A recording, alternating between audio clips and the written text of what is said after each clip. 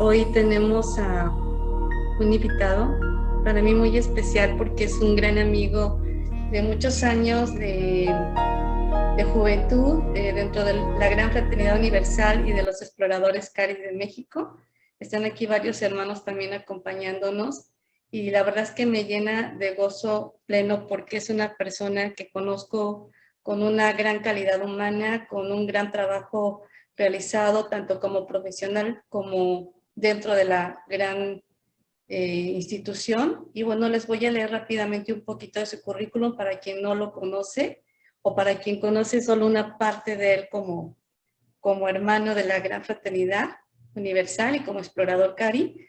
Bueno, él es César Isaac Velázquez Piedras. Bienvenido, mi querido amigo, hermano Cari. Él es egresado de la Benemérita Escuela Nacional de Maestros.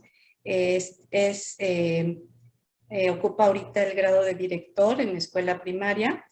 Es licenciado en Educación Básica de la Universidad Pedagógica Nacional. Y bueno, tiene la maestría en Educación en la Universidad de Hiroshima, Desarrollo Humano, Enfoque Gestal en el Instituto Gestal de México, psicoterapeuta corporal, enfoque core energético en corpore, profesor de yoga por la Gran Fraternidad Universal Línea Solar y practicante de tai chi, sumo y danzas sagradas, entre otras cosas de su currículum. Y bueno, yo qué les puedo decir, es un gran amigo pues de muchos años, muy gentil, él junto con... Adelante, César. Bueno, pues gracias por esa presentación, Alicia. Me honra todas tus palabras y pues sí, es ante todo creo que lo más importante, como dices, la amistad que nos ha acompañado durante tanto tiempo, no de juventud, de niñez, yo diría, ¿no? Porque sí, hace unos ayeres. Y bueno, pues sí, aquí estamos con esta misión que es compartir lo que uno va aprendiendo en este camino tan interesante de transformación y que pues no tendría ningún sentido si se queda uno con él y no lo comparte hacia los demás. Si a uno le ha sido importante, ha sido una referencia para ser mejor persona, pues ¿por qué no compartirlo hacia los demás y quizá otros más puedan encontrar pistas en este proceso de crecimiento humano e iniciático? Bien, pues vamos a iniciar. Hace un mes más o menos tuvimos una charla sobre la máscara, el ser inferior y el ser superior. Y pues parece ser que resultó interesante.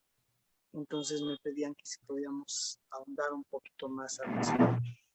Entonces, el día de hoy lo que vamos a hablar es un poco del proceso en que se construye la máscara. La máscara es un término más utilizado en Padwork y aquí el término que vamos a utilizar más bien es la estructura psicológica, que en realidad es lo mismo, es decir, es la forma en que nos presentamos ante los demás, lo que es mi personalidad y el trabajo que tengo que realizar conmigo, ¿no? Yo les decía en aquella plática una frase de Bach, el creador del sistema de flores, que plantea que la personalidad es el peor enemigo para el trabajo espiritual, pero la personalidad es la mejor herramienta para el trabajo espiritual. Entonces, a diferencia de otras tradiciones en las cuales la personalidad se ve, o el ego se ve como un enemigo para el desarrollo iniciático o espiritual, o que se ve como algo desdeñable, algo que no hay que atender, etcétera. Aquí el planteamiento es todo lo contrario, es atendamos mi personalidad, trabajemos con ella porque ella es la que me va a dar los elementos para la transformación. Como vimos en la charla pasada, mi naturaleza espiritual se ve reflejada en la personalidad y cuando trabajo mi personalidad, contacto con mi naturaleza espiritual. Entonces, Alicia, si es tan amable de presentar la primera lámina, está la pirámide invertida. Tenemos que empezar por entender que, todo es energía, todo viene de una misma fuente. La naturaleza humana no es más que una manifestación de... Entonces, creo que sí lo comentamos un poquito la vez pasada.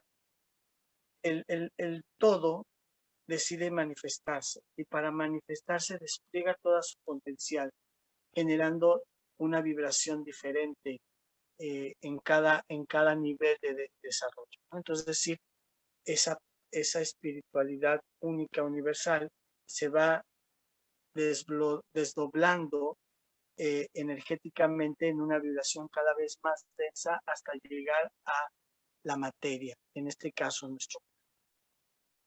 Y entonces, si todo es energía, la energía lo que busca siempre es manifestarse, expresarse. Entonces, siguiendo este patrón cósmico de manifestación divina, se repite en cada proceso de manifestación humana. ¿A qué me refiero?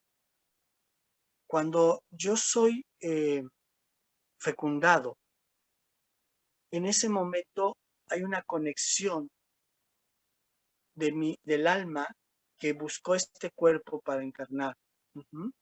Y tiene ya un plan para esta encarnación.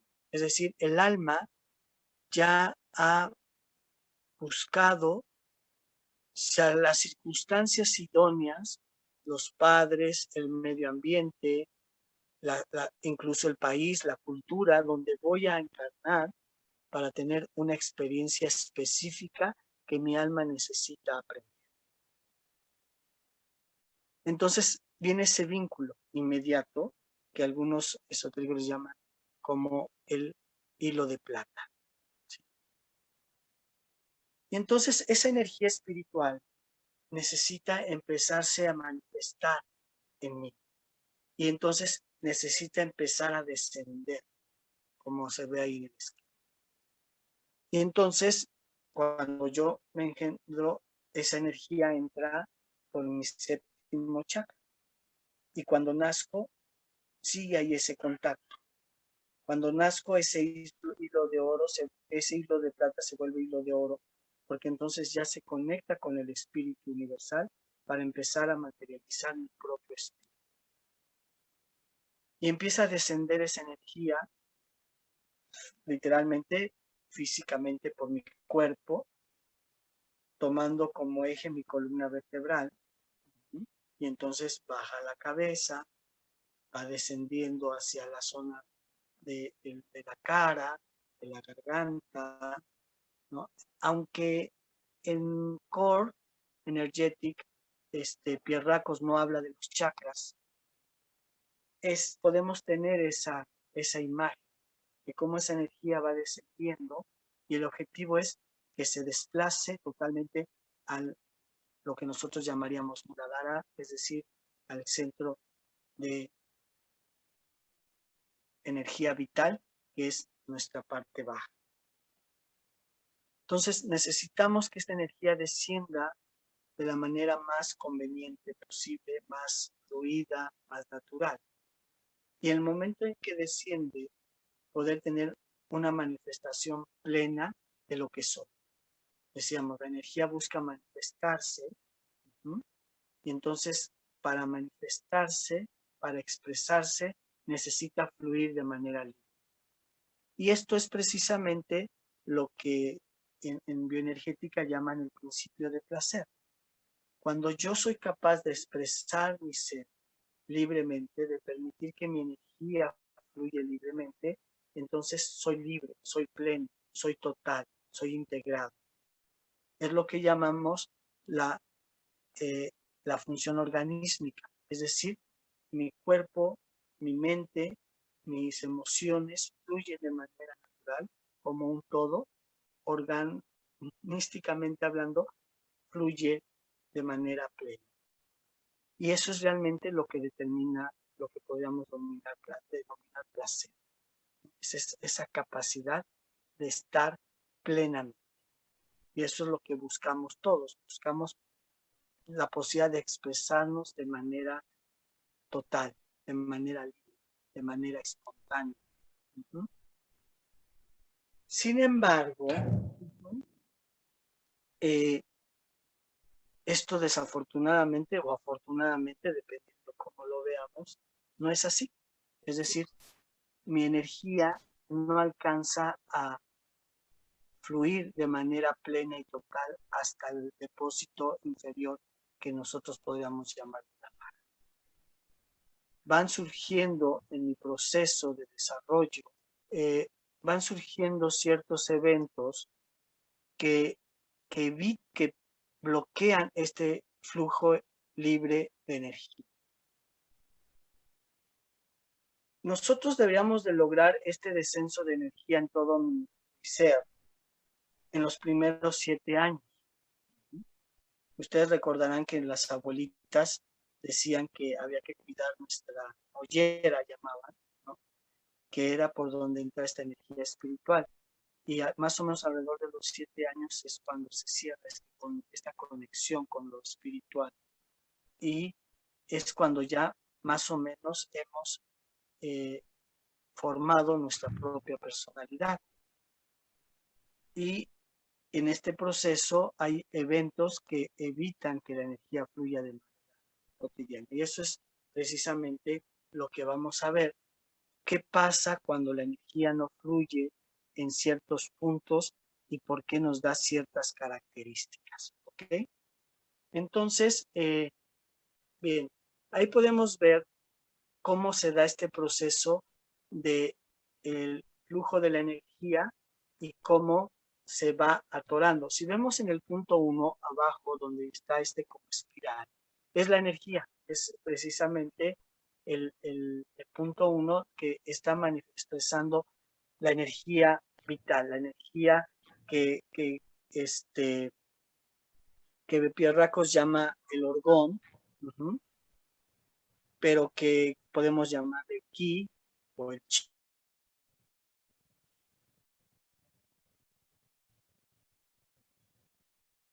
La energía fundamental. Entonces, cuando nosotros somos engendrados, esta energía empieza a activarse y lo que busca precisamente es una manifestación. Pero de repente choca con algún evento que hace que esa energía no fluya de manera natural. Un evento que generalmente es un evento con los padres, porque son las personas con los que más contacto tenemos cuando somos pequeños, o con los que cumplen la función de crianza. Puede ser también quizá abuelos, o quizá en estos casos modernos, nuestros institutrices, que hacen que esta energía no fluya de manera natural. Y entonces viene una desviación de esta energía y que podemos verlo en el punto 3. El 2 es el choque, lo que nos confronta, lo que nos hace que esta energía no fluya de manera natural. Y entonces, cuando entramos al punto 2 apóstrofe o 2A, quiere decir que esta energía, bueno, primero, perdón, cuando hay esta desviación de energía en el punto 3, yo intento salvar este obstáculo e intento seguir manifestando mi naturaleza energética. Hace un mes hablábamos de que hay principalmente 3 naturalezas fundamentales, que es la naturaleza motora, la naturaleza emocional y la naturaleza mental. Entonces, yo trato de expresar esta energía, viene este obstáculo, y entonces intento regresar al punto 1 para que la energía vuelva a expresarse. Pero si este obstáculo o esta limitación, esta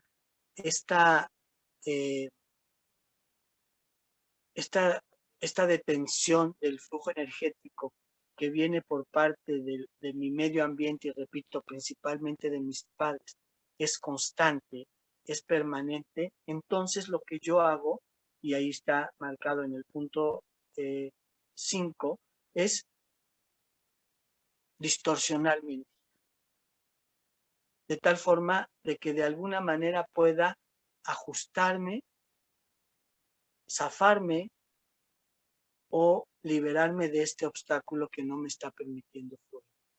Y entonces ese mecanismo que utilizo para adaptarme a ese obstáculo es lo que va construyendo mi personalidad.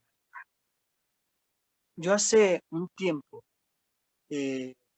escuchaba en un reportaje una pregunta muy interesante que me hizo reflexionar y decía, ¿por qué un elefante que es tan grande, que es pesado, que es fuerte, no se escapa de la argolla, de la cadena que tiene, por ejemplo, en un circo? Bueno, ya en México ya no se acostumbra, pero seguramente a muchos nos tocó verlo. Y sí, realmente si uno observa, si el elefante con toda facilidad podría jalar su pata, liberarse de ese, de ese obstáculo e irse. Pero no lo hace. Entonces la pregunta dice ahí, ¿por qué? Y lo que nos decía ese reportaje es que cuando el elefante es pequeño, ese obstáculo, ese grillete que tiene en la pierna es demasiado fuerte, ¿no? Entonces intenta en un principio zafarse, pero después de un cierto tiempo, al darse cuenta que no se puede zafar, lo que termina es rindiéndose y adaptándose y decir, ¿para qué sigo esforzándome si no, si no voy a poder liberar? Y cuando crece, se queda con esa creencia de que no se puede liberar y no se da cuenta de que ya es grande, que ya es fuerte, que ya es que ha crecido y que pudiese liberarse, ya no lo intenta más, ¿no? Es un condicionamiento. Pues más o menos pasa con nosotros los humanos algo muy parecido. Quiero expresar mi energía, quiero expresar mi propio ser, este ser maravilloso que tenemos cuando nacemos, y entonces los padres limitan esa expresión. Yo insisto, pero llega un momento en que es tan fuerte esta represión que me adapto. Y entonces genero una forma de ser en función de eso. Y ese patrón lo voy teniendo permanentemente si no hago un trabajo de conciencia de darme cuenta de que eso que pasó en aquel momento ahora es diferente, que yo ya crecí, que yo ya tengo otras habilidades, que yo ya tengo otras capacidades, y no, yo sigo actuando de la misma manera que aprendí en ese periodo entre los 0 y 7 años.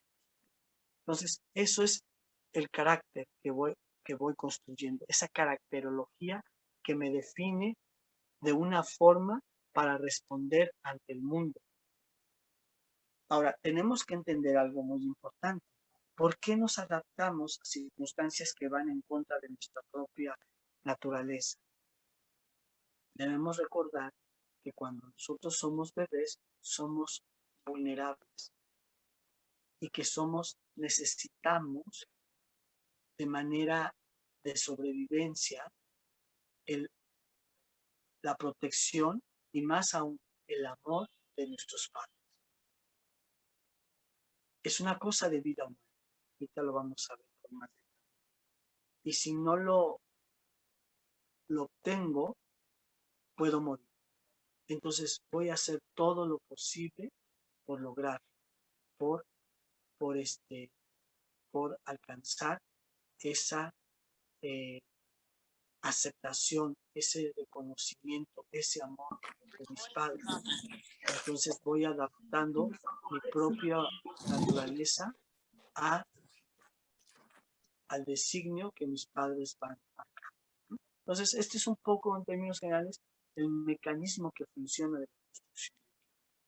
Entonces, entendiendo esto de cómo va bajando la energía y entendiendo cómo me voy adaptando a las limitaciones que el exterior me va presentando, voy teniendo diferentes respuestas de acuerdo a la necesidad que se hace.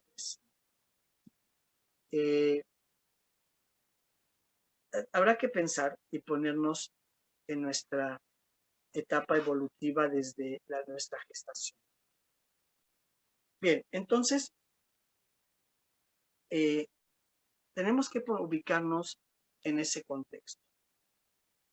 Un ser que acaba de ser fecundado durante ese periodo de gestación y en los primeros momentos de nacimiento hay una necesidad fundamental. Esta necesidad fundamental es existir. Es decir, la primera necesidad que tenemos como seres humanos es existir, ¿no? Nacer. Y buscamos esa expresión, hacemos todo lo posible por nacer, por ser reconocidos, por ser recibidos. Entonces, esa es la primera necesidad fundamental cuando estamos. ¿Y qué pasa si esta necesidad no es atendida? ¿Cómo no es atendida? Que quizá mi mamá no deseaba embarazarse, que quizá cuando me fecundaron sí estaban muy felices los dos, pero de repente el papá decidió retirarse, que es algo que pasa muy común en los embarazos, por varias razones. Una es porque pues, la madre se pone hacia atención a su embarazo y desatiende al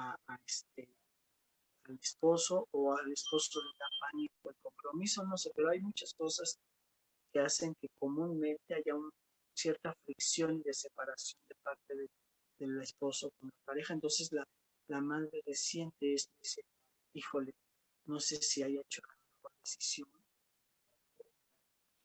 Puede pasar también que quizá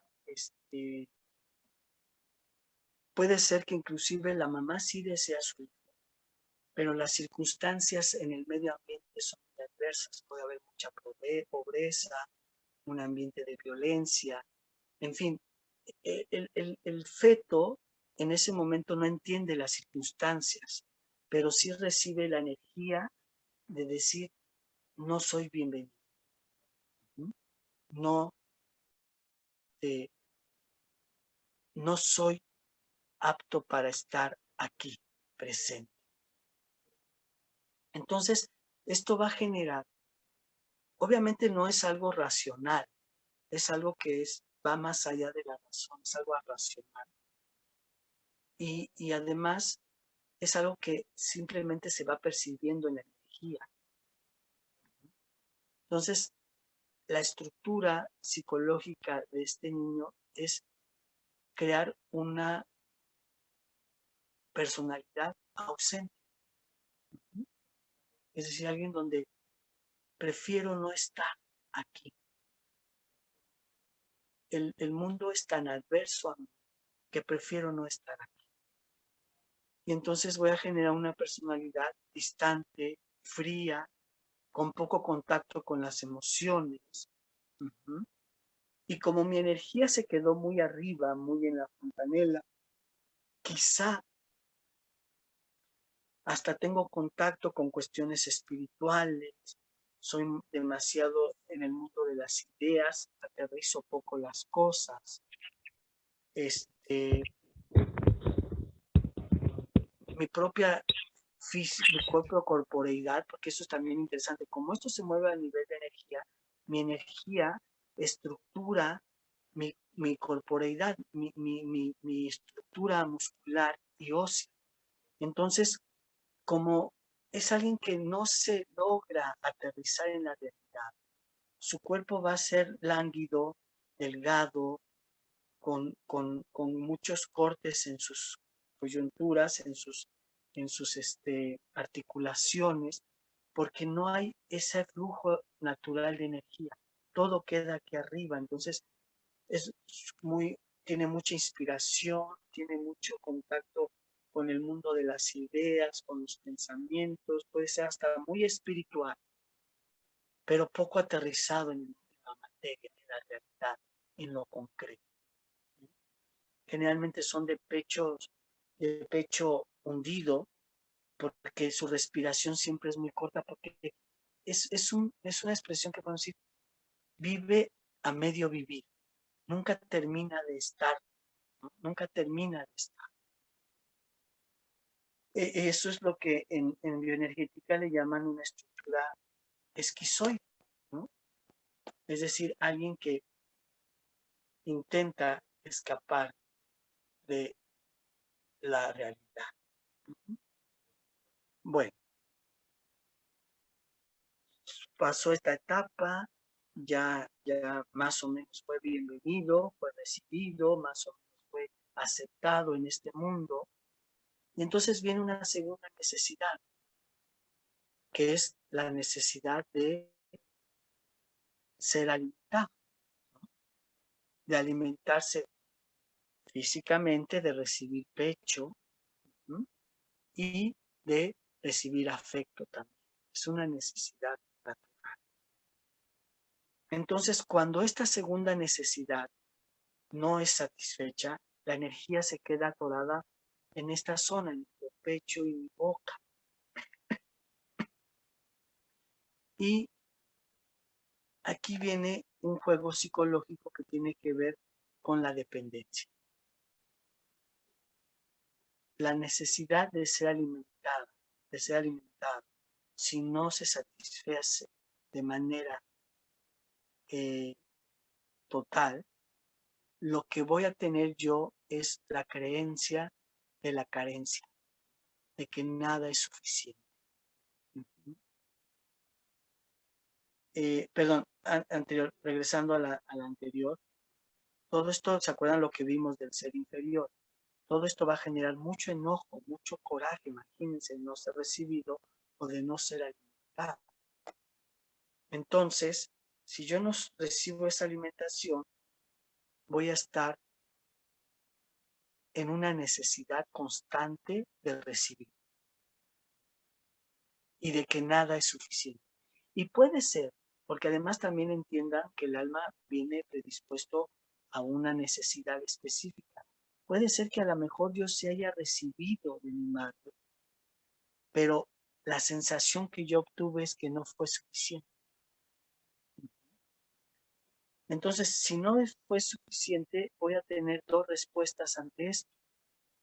O siempre voy a estar demandando, ¿no? Exigiendo, quizá volviéndome berrinchudo y decir yo necesito, quiero que me des, quiero que me des.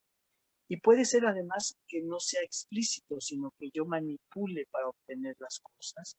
Y entonces al momento de manipular, en lugar de estar exigiendo, doy y doy y doy. ¿Para qué? Para que en un momento dado también me den a mí. Y eh,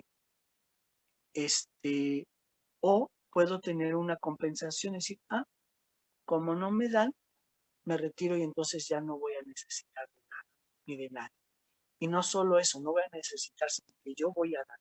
Entonces se vuelve un proveedor, alguien que siempre está ayudando a los demás, que siempre está intentando satisfacer las necesidades de los otros sin que reciba nada a cambio, aparentemente. Pero siempre está latente esta necesidad y este enojo de por qué a mí no me dan, por qué yo no recibo, por qué para mí no es suficiente. Yo siempre pongo un ejemplo cuando veo esta personalidad de cuántas personas nos pasa que podemos ser muy, muy amables para todo y estar dispuestos a todo y siempre andamos, que ¿quién hace esto? Yo. ¿Quién me va por las personas a las 2 de la mañana? Yo. ¿Quién? ¿No? Pero de repente nos dicen, oye, pásame la sal y explotamos, ¿no? Ya sabes, ¿qué usted quiere que yo haga? Y la gente nos dice, pero si siempre es el que está dispuesto y ahora no debe pedir la sal y esto. ¿Por qué? Pues porque esa energía que está ahí reprimida de alguna manera. Ahora, físicamente, ¿cómo se manifiesta? Generalmente estas personas tienen un hundimiento en el pecho, como un hueco, una necesidad. Son más o menos delgados, no tan delgados como la persona psicopática, pero algo muy característico es que siempre hay como una pancita, como estas ganas de llenar ese hueco y generalmente también el cuello va hacia adelante, como esta necesidad de acercarme a que me den. Bueno, entonces, y esto se le determina como la caracterología oral. Bueno, ya pasamos esta etapa, esta necesidad más o menos, y después viene una situación en la cual empiezo a ser independiente, ¿no? Empiezo a ser independiente, ¿por qué? Porque ya me empiezo a desplazar, ya empiezo a moverme, ya empiezo a diferenciar lo que es mi madre y lo que no es mi madre, lo que soy yo y lo que no soy yo. Y es cuando los niños, ¿no? Empiezan a jugar con, aquí estoy, aquí está, no estoy, ¿no? Como a jugar con esto de desaparecer la imagen de la madre por momentos, como para decir hasta dónde sí y hasta dónde yo. O es el momento en que los niños, no sé si los ha tocado ver que empiezan a caminar un poco o a gatear, voltean, ven que está la mamá, quizás se alejan un poquito, vuelven a votar, si todavía está seguro el espacio, y de repente regresan corriendo con la mamá, tocan base, ¿no? Y vuelven otra vez a intentar, porque es este juego de hasta dónde puedo irme, hasta dónde puedo separarme. Y entonces aquí esta energía de independencia puede ser bloqueada por los padres de dos maneras. Una, que es, sí, anda, ve, tú puedes, tú puedes todo, tú eres mi ídolo, tú vas a crecer, tú eres lo mejor, tú vas a poder lograrlo todo. Entonces se va creando una imagen de prepotencia y de superioridad, en el sentido de decir, yo las puedo todo, yo lo puedo conseguir lo que yo quiera, es la etapa de los berrinches, porque se doy cuenta que si yo empiezo a usar y a manejar a mis padres, puedo obtener lo que quiera. Y se genera una estructura que se denomina como psicopática. En la figura psicopática lo que se ve más natural en su físico es el pecho así demasiado expandido, ¿no? Inclusive hay como una, aquí abajito a la altura del esternón, como un crecimiento en esa zona. Y generalmente toda la energía está concentrada ahí, pueden tener las piernas delgadas inclusive, porque toda la energía está en el pecho. Entonces, son personas voluntariosas, caprichosas, controladoras, manipuladoras. Y ahí el juego psicológico eh, es qué cansado es. Estoy harto de estar siempre queriendo mostrar que yo puedo. Porque esa es la imagen. Yo las puedo todas. Yo controlo a todo mundo. A mí nadie me va a decir qué hacer. Entonces, esta energía constante de estar queriendo demostrar lo que puedo lograr es sumamente desgastante. Esa es una forma de resolver esta cuestión mal manejada de la independencia y del control. Es cuando empieza la etapa del control de los esfínteres, por ejemplo. Entonces, yo retengo, yo aguanto, etc. La otra forma de adaptarse a este momento es someterse, ¿no? Es decir, yo en lugar de liberarme y rebelarme y querer controlar, si mis padres no me van permitiendo liberarme, soltarme, etcétera, y me quieren retener y me quieren... Para la madre, imagínense, es muy doloroso ver cómo su hijo se va separando de sí, después de haberla tenido 9 meses en el vientre, más amamantándolo un determinado tiempo. Es decir, se vuelve una dependencia de parte de la madre. Entonces, ver que su niño se empieza a liberar es muy fuerte, entonces lo retiene, lo controlo, lo cuido, lo sobreprotejo, etcétera. Entonces, el niño o la niña, al sentir esto, una forma de someterse que no es rebelarse, es adaptarse y decir, yo aguanto. ¿No? Es decir, yo voy a asumir la responsabilidad de aguantar a mis padres, de que se apoyen en mí, de ser el punto de referencia de su existencia, y yo, no sea lo que sea, pero yo voy a aguantar siempre. Y ese es precisamente lo que se conoce como la estructura masoquista. ¿Por qué? Porque siempre van a hacer cualquier cosa para aguantar, soportar, ¿no? Ser sostén. Son gente muy trabajadora, padres muy dadores, ¿cómo les llaman? Se me fue la palabra. Proveedores. Proveedores, gracias, exacto, qué amable, ¿no? Son proveedores, etcétera, etcétera, porque si están ahí, para eso están, eso fue lo que aprendieron en su infancia, que están para soportar. Y entonces su estructura física va a ser justo así, como un tronco. No hay forma, no hay cintura, un pecho una espalda, perdón, muy fuerte, inclusive hay como joroba porque están cargando, ¿no? Glúteos, abdomen y pecho es como un todo, como un mazote, porque necesitan una estructura, unos glúteos fuertes, porque necesitan una estructura corporal que aguante todo. Y obviamente hay mucho enojo también, porque en el fondo dicen, yo no intento aguantar todo esto. Pero son gente que realmente aguantan y difícilmente rompen este esquema porque está tan estructurado que no hay forma. Bueno, más bien resulta muy difícil liberarse de esta creencia de que vinieron a aguantar. Bien, y entonces, por último, ya cuando la energía, se dan cuenta cómo va bajando la energía, ¿no? Desde la parte alta de la cabeza, a la zona oral, al pecho, al tronco, a todo el tronco. Y ya en la última etapa, que es la etapa donde la energía se está acercando a este punto, pero antes de llegar a ese punto bajo de expresión total, están los genitales. Entonces esta energía llega a ese punto.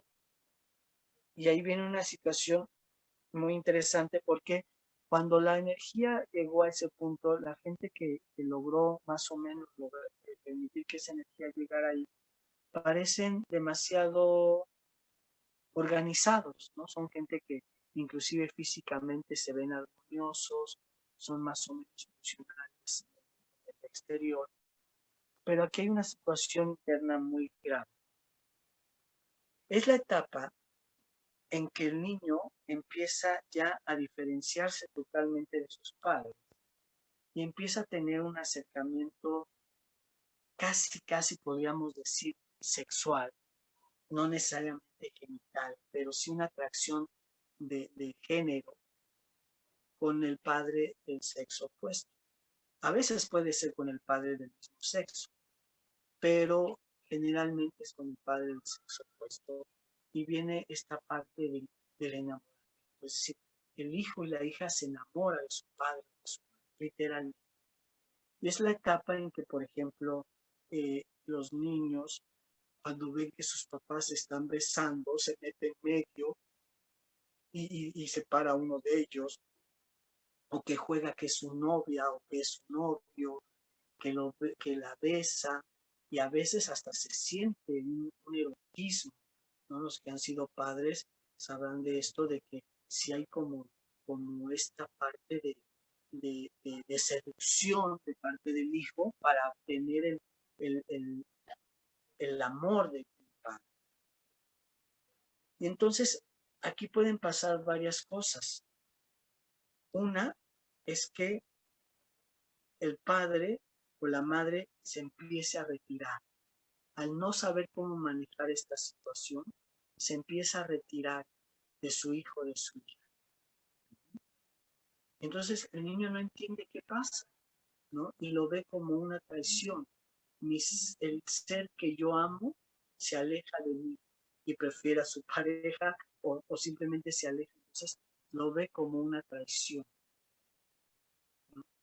O puede suceder también que el padre caiga en esta seducción y desplace a su esposa o a su esposo y se haga una alianza con el hijo. No necesariamente tiene que ser carnal esta seducción, pero si hay un atrapamiento, ¿no? del hijo hacia el padre o la madre. Es decir, se crea esta alianza y se desplaza a la otra parte de la pareja. Entonces, de una u otra manera, el tema ahí es de la traición.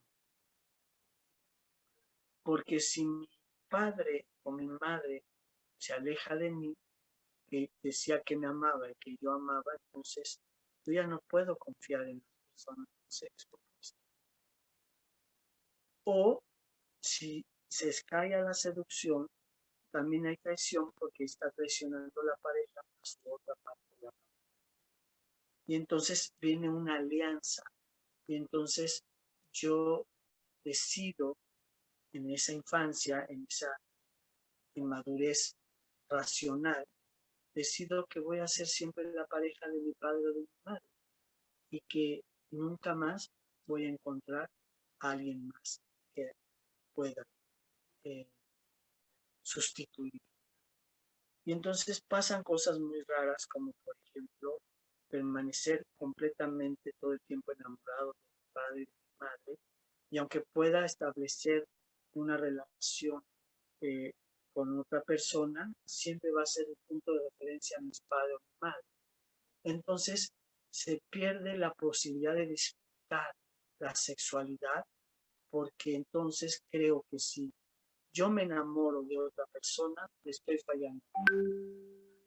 Y entonces puedo tener la posibilidad de tener relaciones con las otras personas, pero no me voy a comprometer afectivamente. Entonces me vuelvo seductor, casanova, ¿no? Este tipo de personas que juegan, atraen a las personas, las seducen, pero hasta ahí, sin comprometer porque no puedo fallar.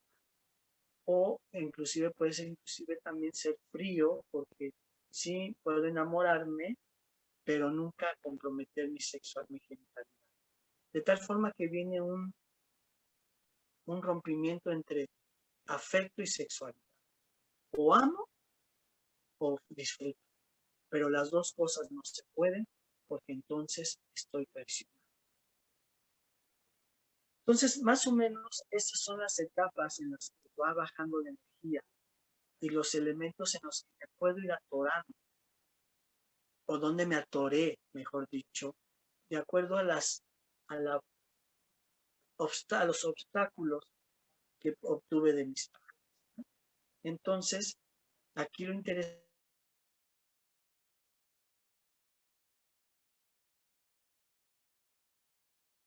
en aquel entonces tuve que responder de cierta forma y funcionó. Aquí también tenemos que honrar a nuestra persona, porque nos sirvió en ese entonces, nos permitió sobrevivir, dar una respuesta orgánica a lo que estaba viviendo y de una manera u otra poder subsanar todo lo complicado y lo difícil que venía de vivir. Pero tengo que entender que fue en ese entonces y que ahora las cosas son diferentes, las circunstancias han cambiado y entonces tengo que hacer uso de esas nuevas habilidades para transformar esa persona. Ustedes recordarán el último cuadro que manejamos el mes pasado, donde veíamos cómo la máscara había que romperla y ese rompimiento marcaba mucho dolor cuando ya entraba con el ser interior. Pero cuando yo trasciendo ese ser interior, entonces conecto con mi verdadero ser. Y entonces todo ese potencial que no pude expresar en ese entonces por las limitaciones exteriores, puedo recuperar esa energía y cada vez ser más libre, más espontáneo, más natural, y entonces conectarme con el placer total, no solo genital, que me permite salir liberando esas energías.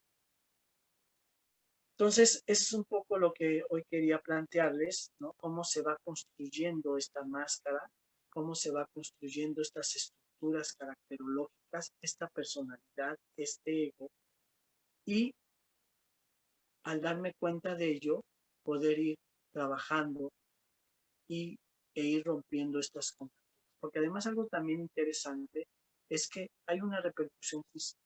Nuestro cuerpo físico no es así porque así nacimos, es porque lo fuimos construyendo con base a los obstáculos energéticos que fuimos dando en cada nivel. Entonces, trabajar con el cuerpo implica también trabajar con este rompimiento de una estructura psicológica. No sé si a ustedes les ha pasado, si hacen yoga o si han recibido un masaje o cualquier actividad, cuando lo hago de manera intensa, de repente me llegan memorias, me llegan recuerdos que me van permitiendo ir liberando esto.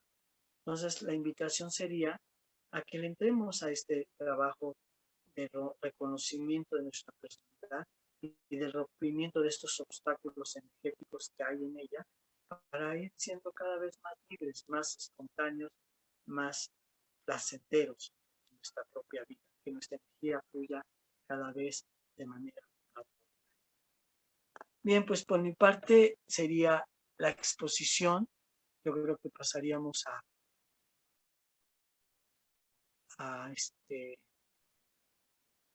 preguntas y respuestas.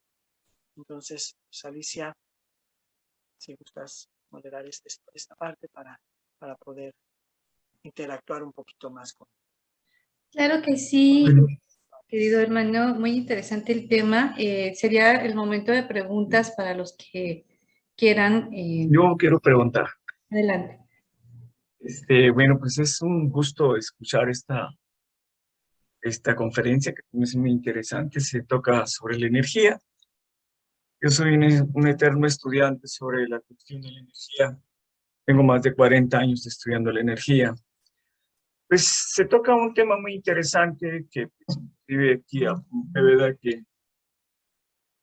cuando baja esa energía sabemos que hay una conciencia universal, ¿verdad? Y somos todos conciencia del universo y dependemos de las leyes universales, ¿verdad? Sabemos todos que venimos a la Tierra por una ley de causa y efecto dentro de la parte iniciática, ¿verdad? Entonces, vamos agarrando esa conciencia, vamos agarrando lo que es la conciencia de la energía. Sabemos bien que existe la energía del cosmos y existe la energía terrestre. Yo siempre he dicho que entre la Tierra y el cielo, nosotros somos la resistencia. Yo he ido estudiando más de 40 años en mis meditaciones, en mis prácticas, así como sabemos todos que se requiere una disciplina para ir despertando esta parte de nuestra conciencia. Sabemos bien ahorita los que tenemos esa sensibilidad y esta percepción desarrollada que ahorita en este momento estamos viviendo una enseñanza. Hemos hecho de nuestras casas unos pequeños aras, hemos hecho también unos centros de estudios, unos centros de meditación, ¿verdad? Porque sabemos que ahorita vienen estos cambios. Yo siempre veo que nuestros hermanos, ahorita veo que tienen muchos problemas emocionales y mentales, porque no sabemos estar encerrados en un solo lugar, en un cuartito, ¿verdad? Tenemos que estar con la televisión, con el teléfono en la mano, porque no sabemos tener fuera de los aparatos de la tecnología. Entonces, también es parte de la energía. Sí es energía, así como habla el Kybalión, ¿verdad? Todo es energía, todo es mente. Y ese librito pues siempre me ha gustado mucho, ¿verdad? Porque nosotros, parte de los estudiantes de iniciación, vivimos ese librito. Los 7 los conjugamos y los llevamos a nuestra vida diaria. Por eso siempre en la escuela de Yamines siempre nos dijeron, lean ese libro. Yo me lo metí, lo sigo leyendo. Sigo dando estudios, ¿verdad? De ese Kybalión. Entonces yo lo relaciono con ese nacimiento cuando nosotros encarnamos aquí a la tierra y ocupamos un cuerpo que es un cuerpo temporal, ¿verdad? No es un cuerpo permanente. Yo siempre les digo a la gente, pues la divinidad nos presta un cuerpo por 20, 40, 50, 60, 70, 80 años, no sabemos cuántos, pero en ese tiempo venimos. Yo siempre he dicho que aquí en la tierra está la cámara real y viviente, ¿verdad? Donde nosotros vamos a agarrar esta experiencia entre nuestra alma y nuestro espíritu para tomar la conciencia. Porque si no hay energía, no hay esa energía motora, que ahorita en este momento le estoy dando un estudio a una hermana, estoy diciendo que para superar las cosas no hay como la perseverancia, y parte de la voluntad que lleva la energía, va la energía. La energía cuando uno se levanta a las 5 de la mañana a hacer la psicofísica y que lo vamos a hacer las posturas, ya va ahí parte de la voluntad que yo le digo, la mente no tiene límites. La mente no tiene límites, nosotros la limitamos. Cuando la mente no tiene límites, yo me refiero a una mente universal, porque no tiene límites, no hay limitaciones para nosotros ir agarrando esa conciencia y el orden en el orden, que también se basa en la energía cuántica. Un cuarto desordenado es una energía desordenada. El orden en el orden, nosotros estamos buscando el orden en la conciencia para entender y comprender esa energía de la cual usted está hablando, hermano. Se me hace muy interesante porque pienso que es el inicio de la chispa de todo iniciado, comprender la energía y liberarnos de los apegos que están aquí a la tierra. ¿Verdad? Yo a veces doy una conferencia que le llamo forma sin forma, porque nosotros somos adeptos siempre a las formas. Como miramos a un hermano, así lo juzgamos, pero no miramos lo de adentro y lo de no hay forma. Sabemos bien que este cuerpo es un cuerpo temporal donde está el alma y el espíritu, ¿verdad? Que venimos a comprender y agarrar las enseñanzas de todo lo que tengamos que asimilar para buscar la libertad, porque nos ata la cuestión magnética, todavía el magnetismo terrestre, ata todavía el cuerpo, las razones y muchas cosas que tenemos que desapegarnos. Sabemos bien que la energía es dual, ¿verdad? Uno positivo y otro negativo, y tenemos que hacer esa chispa viviente para agarrar el razonamiento y la conciencia y crecer, desarrollarnos. Este tema se me hace muy interesante, muy profundo, y yo quiero ser breve porque hay otros que quieren participar, ¿verdad? Y gracias por darme la oportunidad de dar un puntito de vista. Lo felicito, este tema es muy profundo, tiene mucho conocimiento, ¿verdad? La energía es muy extensa. Gracias por darme la oportunidad. Gracias. Tenemos una pregunta en el chat que dice, ¿cuál sería la actitud más adecuada en cada etapa para apoyar un desarrollo equilibrado de los niños? Gracias, sí. Esta pregunta es muy interesante porque siempre me la hacen, ¿no? Y siempre les contesto con una forma muy chusca, pero muy profunda, porque en una ocasión en una entrevista a una psicoterapeuta infantil le hicieron más o menos algo así como, ¿qué puedo hacer yo para apoyar a mi hijo en su desarrollo? Y la terapeuta contestó muy tajantemente, ahorrar para la terapia de su hijo.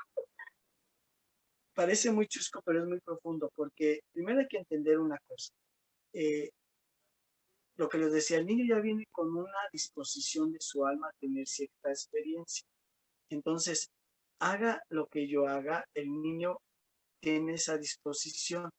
Lo que les decía, yo puedo ser una madre muy proveedora y apapachadora y todo, pero el niño si viene con una predisposición a tener la experiencia de satisfacción, va a se tenga lo que tengas, siempre va a ser insuficiente. Entonces, por un lado, hay que entender, es relajarnos y entender que cada uno tiene su propia misión y tiene que vivir la experiencia que le toca. Pero no como por eso nos lavamos las manos y quitamos nuestras responsabilidades padres. Entonces, yo creo que algo que podemos hacer como padres primero es tener un desarrollo de conciencia personal. En la medida en que yo tengo más claridad de lo que yo soy, embarro menos mis procesos con la otra persona. En este caso, dígase hijos. Entonces, si yo tengo claro cuáles son mis necesidades, cuáles son mis frustraciones, cuáles son mis cosas no elaboradas, cuáles son mis heridas de la infancia, etcétera, etcétera. En ese sentido, tengo dos funciones. Uno, no me embarro con lo que está viviendo el niño. Tengo muy claro que él está viviendo su propio proceso y permito ser respetuoso del proceso. Y el otro, le sirvo como referencia de lo que es ser claro, de lo que es ser consciente, de lo que es ser tener un trabajo personal, etc. Ahora, por otro lado, lo que me va a dar también es sensibilidad. Yo tengo que ir tratando de ser lo suficientemente sensible para descubrir realmente cuál es la necesidad del niño y no cuál es mi necesidad. Y en ese sentido, respetar y atender la necesidad que está presentando. En una ocasión iba caminando con mi sobrinito y de repente se me soltó de la mano y corrió. Pero al momento de empezar a cruzar la calle se detuvo, me esperó y me volvió a tomar.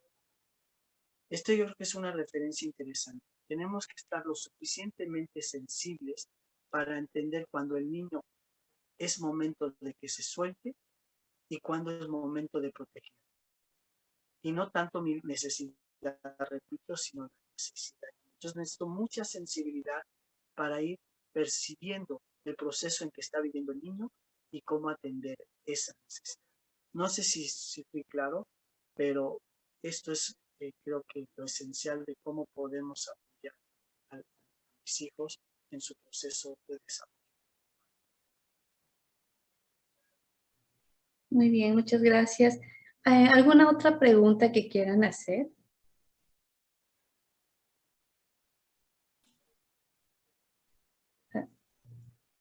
Sí, adelante, Oscar, estás pidiendo la palabra. Hola César, buenas noches, gusto en Oscar, verte. ¿qué tal? Sí, aunque sea así a la distancia, es bueno que nos encontremos. Oye Sí. César, una pregunta acerca de estos temas. Está interesante esto que llamas tú la parte del desarrollo del ego y desarrollo del sistema caracterológico de defensa. ¿Dónde lo podemos estudiar? ¿Es una escuela? ¿Es un libro? ¿Es un sitio web? ¿Dónde lo podemos estudiar? Claro, claro. Mira, yo hice la formación en psicoterapia corporal, en la escuela de Core Energetic que creó John Pierre Racos, y propiamente la institución aquí que maneja esta línea se llama Corpore. Y la verdad es que tiene una formación muy completa porque son 3 años, cada 5 módulos, donde un fin de semana de 4 días vas a hacer un trabajo sobre ti mismo, más que teórico, sobre el trabajo corporal, y trabajas todos estos procesos y tienes esa formación. Si no te interesa formarte como psicoterapeuta, puedes simplemente ir al primer año donde revisas toda esta caracterología, te identificas con tu propia caracterología y trabajas. Pero si no, cualquier libro que sea de John Pierre Racos o de Wilhelm Reich, que fue el creador de la energética, o de Lowen, cualquiera de ellos te van a hablar sobre esta estructura corporal y cómo trabajar con ella. Muchas gracias, César. Ya estoy ahorita buscándolo. Adelante. ¿Alguna otra pregunta? Sí. Bueno, yo quisiera preguntar, César, todo esto que nos manejas es muy, muy interesante porque es como otro enfoque, una parte análoga a lo que nosotros hemos venido también estudiando, es como que todo muy similar. Pero en cuanto a lo que tú mencionas, entonces desde este enfoque, eh, antes de que uno encarne eh, o todos estos procesos que se va sintiendo, esta energía de que si es bienvenido, de que si es rechazado, y que va proyectando cada característica de lo que va a ser ya en cuanto a su forma física incluso, que tiene que ver con lo que percibió.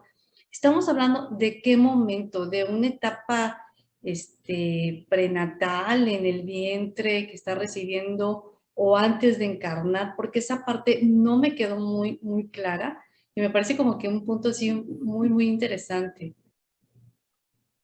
Ok. Yo creo que hay dos etapas. Digo, esto no lo maneja mucho Wilhelm Pierracos, pero su esposa, que es la creadora del Padwork, que es Eva Pierracos, sí lo maneja con mayor claridad. Pero yo creo que hay dos momentos. Hay una etapa prenatal, más bien previa a la gestación, en la cual el alma ya sabe qué experiencia quiere vivir. Entonces, busca de manera de correspondencia energética, en qué espacio, con qué padres, en qué medio ambiente van a ser, para tener la experiencia que necesita tener. Eso, digamos, es previo y es una cuestión de proceso del alma. Ya cuando viene la fecundación, entonces ya viene el proceso de la construcción de la personalidad, pero que está totalmente vinculada con esta preparación que tuvo el alma para escoger ese espacio. Entonces ahí es cuando ya viene todo este proceso del que hablé, ¿no? De las estructuras de carácter. Entonces son momentos diferentes, pero totalmente relacionados. Pero propiamente la construcción del carácter viene desde el momento de gestación hasta los 7 años. Eso es lo que expresa. Y perdón, algo que quisiera agregar con respecto a lo que dices, Alicia, que es cierto, estamos relacionados con lo que vemos en nuestra institución, es que cuando a práctica del yoga lo que buscamos es elevar la energía, ¿no? Desde el Kundalini hasta el 7º chakra, es decir, ascender. Pero yo creo que antes de empezar este proceso de ascenso de energía, lo que tenemos que hacer es un proceso de que termine de descender. Es decir, permitir que este proceso que quedó tronco por mis experiencias infantiles, desbloquear y permitir que esa energía total descienda a mi Kundalini y entonces ahora sí empezar el proceso de elevación, ¿no? Entonces esto es algo interesante que a veces no lo expresamos de manera abierta, pero en los libros de yoga sí lo plantean así, o sea, no tenemos que despertar el Kundalini. ¿Cómo despertarlo? Haciendo que esa energía descienda, trabajando con estos bloqueos energéticos que generamos. Y bueno, un poquito comentando esto que dices, perdón que te interrumpa, porque es como que muy similar en otras filosofías, incluso de tipo orientales, ¿no? Entonces, en ese sentido, esta psicoterapia permite esta parte del descenso que quede bien asentado para empezar de manera consciente. Así es, sí. No. Sí, lo que busca es eso, desbloquear esas contracciones musculares energéticas para que empiece a fluir de manera libre la energía, y es lo que le llama Wilhelm Reis la experiencia organística, ¿no? Del orgasmo, de que ya puedas vivir la experiencia del placer, de conectarte con el flujo libre de. Muy interesante. Bueno, la hermana Jackie nos está pidiendo la palabra. Adelante. Sí, buenas noches, César, y buenas noches, hermanos. Mi pregunta es, he estado escuchando mucho acerca de las personas que son obesas, que realmente no son obesas porque coman mucho, porque sus argumentos son de que no comen demasiado en exceso como para estar con sobrepeso. Y he escuchado que esto podría tener mucho que ver también con algo energético que pase con ellos. ¿Tiene usted algún comentario acerca de esto? Claro. Recuerden, la energía determina mi corporeidad. Es decir, mi estructura energética va a generar la construcción de mi cuerpo. Les decía, las personas que son en este modelo esquizoides son sumamente delgados porque no lograron contactar con la central de energía, entonces quedan como a medio vivir. Y, por ejemplo, gente que estuvo en el proceso oral puede llegar a tener, entonces, las personas que quedaron en la etapa oral pueden llegar a desarrollar abdomen amplio porque tienen esta como necesidad de llenar lo que no vino de afuera, ¿no? Pero estos son como más así como panzoncitos, por decir algo, como un servidor, ¿no? Que aunque hagan mucho, siempre la pancita está ahí presente, como esa necesidad de que caiga algo ahí. Entonces creo espacio para que caiga algo ahí. Pero, por ejemplo, los masoquistas sí tienden también a ser obesos, pero su obesidad es como más ¿cómo se puede decir? Uniforme y compacta, como más maciza. En el oral es como más bofa, ¿no? En cambio, en el masoquista sí es como más maciza, pero así, tipo toro, ¿no? Tipo toro sería la expresión. Entonces, sí, muchos psicólogos, aunque no manejan este planteamiento bioenergético, hablan de la obesidad como un mecanismo de defensa, ¿no? Es decir, hago un espacio entre mí y al exterior para que no te acerques demasiado. Entonces, puede haber muchas razones. Aquí lo importante es que cada uno haga un proceso de autoconocimiento y ver desde dónde está esa necesidad de expandir mi cuerpo, ¿no? Puede ser de defensa, pero también puede ser de acercamiento. Necesito acercarme a los demás que me quiero expander. No sé si me explico. En una ocasión en un curso de Flores de Bach decía, por ejemplo, que los barros son una cuestión que tiene que ver con esta necesidad de acercamiento, ¿no? Entonces quiero que mi piel se haga más, se extienda hacia el exterior, por eso a los adolescentes les daban esta explicación.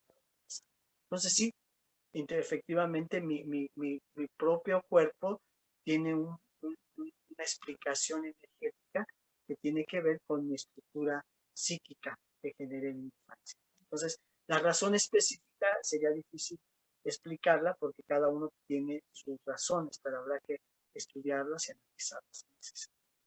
¿No? Bueno, Entonces, gracias. Entonces, si en el proceso yo encuentro, o la persona o X encuentra el por qué y lo trabaja, pues baja de peso aunque no haga dieta, ¿no? Claro. Si encuentra la razón, puede que baje de peso o puede que decida no bajar, ¿no? Pero ya Ajá, es un que se acto acepte. consciente, exacto, pero ya es Eso. un acto consciente y no de manera inconsciente, ¿no?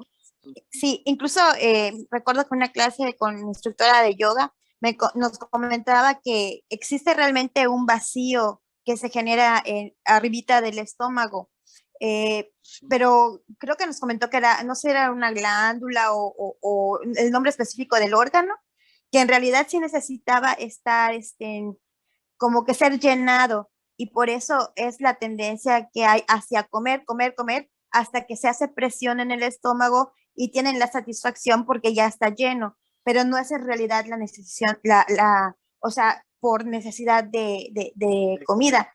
Así Ajá. es. Sí. Sí, de hecho estoy leyendo un texto bien interesante que es de anatomía, pero que habla de cómo las células y los órganos está formado por huecos. Entonces, de acuerdo a cómo se va dando la energía, o tiendo a ampliar ese hueco, o tiendo a cerrarlo, o tiendo a hacerlo duro. Entonces, desde ahí, desde la célula, se va generando una estructura corporal. Y esto tiene que ver con las emociones que Me parece súper interesante este último comentario que nos hace y ojalá que nos comparta un poco también de eso más adelante. Gracias, César. de que Tenemos otro comentario en el chat. Nos habla María de la Luz, nos dice, ¿cómo se llaman los libros que mencionó? Sería una pregunta. Y la siguiente, ¿cómo mejorar la flexibilidad en personas reumáticas? ¿Tiene algo que ver con la bioenergética? sí. Bueno, la bibliografía es muy grande, pero cualquier libro de Wilhelm Reich, o de Pierracos, o de Lowen habla sobre esto. Entonces, sería complicado hablar de cada libro, pero cualquiera de esos autores es interesante. Y del reumatismo, generalmente las articulaciones poco flexibles tienen que ver con la rigidez. Generalmente las personas reumáticas son personas muy rígidas, su vida muy, muy cuadradas, muy metódicas, muy, ¿no? Entonces, lo que tiene que trabajar también es esta rigidez psicológica, ¿no? Y emocional, dejarse fluir más. Interesante, por ejemplo, la gente que empieza a hacer yoga y que se hace más flexible físicamente, se empieza a ser más flexible emocionalmente y mentalmente. Entonces, algo que tiene que aprender las personas que tienen problemas de reumatismo es a fluir más, ¿no? Quizá le convendría hacer ejercicios de intentar bailar, de, de, de, de moverse libremente, de romper esquemas, ¿no? Que si baila, pero que ahora baile de manera diferente y que intente cosas locas, fuera de lo común, o si siempre se levanta de una forma, en lugar ahora levántate con el otro pie, o si siempre te pones los calcetines, ahora ponte primero la camisa, no sé, ir rompiendo esquemas de tal forma que su pensamiento sea más libre y más, y de eso creo que podría ayudar mucho a esta parte de la. Muchas gracias, queridos hermanos. No sé si tengan alguna otra pregunta. Bueno, son 8:25. Estaríamos ya prácticamente cerrando nuestra charla. Es un tema que realmente no conocía mucho y es una forma de conocerte a ti mismo, de saber por qué este arquetipo de tu cuerpo, el origen, la causa y su relación que tiene con la proyección en cuanto a nuestra forma de comportarnos, de pensar, una herramienta para conocernos a nosotros mismos y trabajar también en nosotros mismos. César, de verdad, gracias infinitas por esta charla tan bella.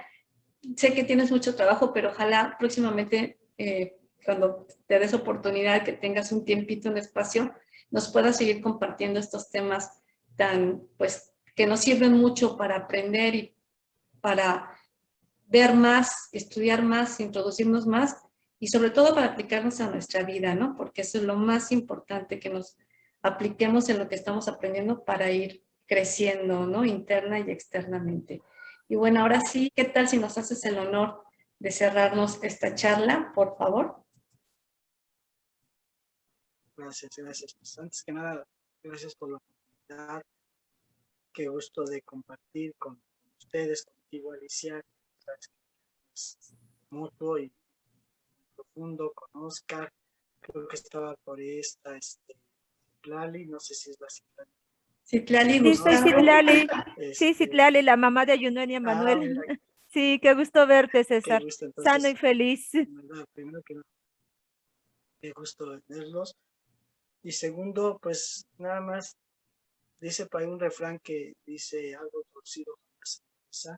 Afortunadamente no somos árboles, y que sí, si efectivamente tuvimos experiencias en nuestra infancia que nos marcaron de una forma, tenemos toda la oportunidad de transformarnos y liberar todo este potencial que tenemos.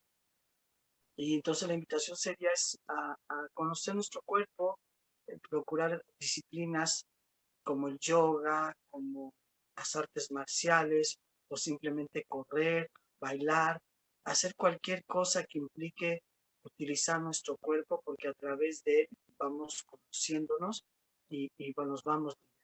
Entonces, esa sería la invitación. Trabajar con nuestro. Muchísimas gracias, César. Gracias a Muchas todos. gracias. Bella noche a Muchas todos. gracias. Una excelente conferencia. Me gustó mucho. Muchas felicidades. Pasen muy buenas noches a todos los hermanos.